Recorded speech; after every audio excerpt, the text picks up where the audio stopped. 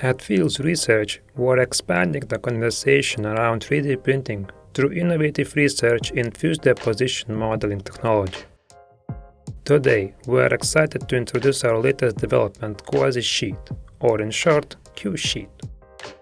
QSheet combines advanced printing parameters and workflows to produce films with variable thickness using standard FDM printers and materials.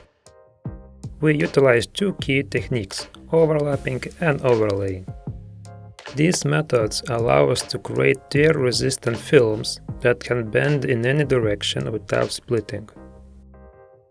Since the film is 3D printed, we retain all the advantages of this technology, including the ability to vary the thickness across the sheet.